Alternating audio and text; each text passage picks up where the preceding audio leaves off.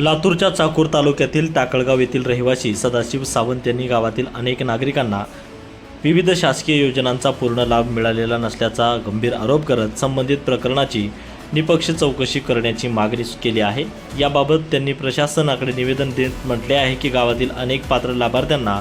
विविध शासकीय योजनांचा लाभ मिळालेला नाही, त्यामुळे संबंधित अधिकारी, कर्मचारी तसेच ग्रामपंचायत प्रशासनाच्या कामकाजाची सखोल चौकशी होणे आवश्यक असल्याचे त्यांनी नमूद केले आहे। या प्रकरणात कोणत्याही प्रकारचा गैरव्यवहार, हलगर्जीपणा किंवा निष्काळजीपणा आढळून आल्यास संबंधित अधिकारी, कर्मचारी किंवा लोकप्रतिनिधी यांची जबाबदारी निश्चित करून त्यांच्यावर कायदेशीर कारवाई करण्यात यावी, अशी मागणीही यावेळी करण्यात आली आहे। तसेच ज्या नागरिकांना शासकीय योजनांचा लाभ मिळणे अपेक्षित असूनही तो मिळालेला नाही, अशा सर्व पात्र लाभार्थ्यांना त्यांच्या हक्काचा लाभ तात्काळ उपलब्ध करून द्यावा, अशी मागणी सदाशिव सावंत यांनी केली आहे।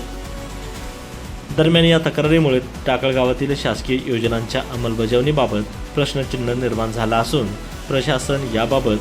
काय भूमिका घेते याकडे नागरिकांचं लक्ष लागलं आहे। नितीन बनसोडे, एकमत डिजिटल, लातूर। वीर पडायला आली अक्षरशः माझी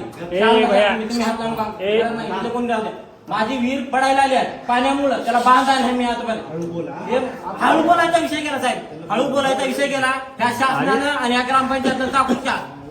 शेतकऱ्याला कुत्र बनवून ठेवले, कुत्र सारखे ह्याच्या मागे फेरा मार बघाले। एक सरपंच आमच्या गावचं पैसे घेतले ते घेतले आणि फेरा मारायला आला, इथं सगळं बिल काढून देतो म्हणलं, त्याच्याशिवाय यांना पर्याय नाही, शेतकरी घ्यायला पाहिजे, ह्यांना त्याच्याशिवाय जमलं नाही। माझी वीर गुजत आल्या, गुजत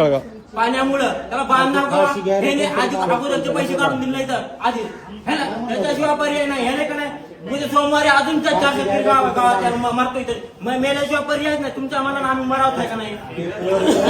त्याच्याशिवाय तुमच्या मनानं मरावत हवा आहे, याला फोन लावून देखील पर्याय नाही ना काय करून आमच्या गावचं सरपंच काय पैसे घेऊन ते घेऊन आणि अजून दिला बिला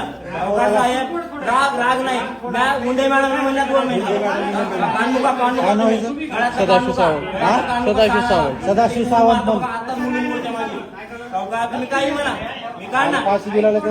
काय टाइम गेला निघून। मी मुंडे मॅडम ना मला 2.5 महिने थांबून घेतले, पाठीमागे जीरामची आली म्हणले, आता जीरामची येऊन देखील मला म्हणायचं 1.5 महिना थांबलाय, माझ्याकडे रेकॉर्डिंग आहे त्याची, बोलायचं काही मी सरपंच फोन उचलला गेले काढू का काढू का तुम्ही नाही राग नाही राग राहू द्या, काय होत्या 3 लाख रुपये घालून का नाही, एक तर शेअरचे 1 रुपया भेटला नाही मला, वीरचा 1 रुपया भेटला नाही, गावामध्ये बोगस कामं करून दिले त्याने मला ना म्हणायचं ना, मी काय माझं काम झालेलं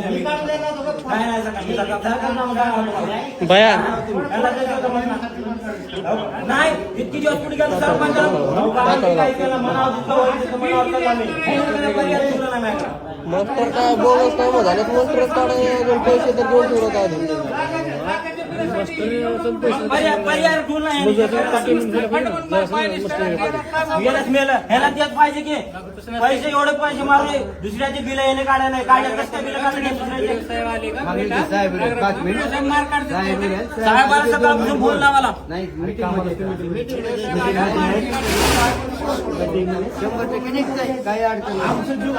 पर्याय बोला नाही त्याने, मॅडमला 1.5-2 महिने थांबून घेते, नवीन स्कीम येणार आहे म्हणून पाठी मागते त्याने आणते का नाही, पाठी मागते मार्क आउट सगळं घ्यायचे, त्यांचं एक प्रोग्राम झालं, आमचं कसं नाही दिलं नाही, कशाचं पत्र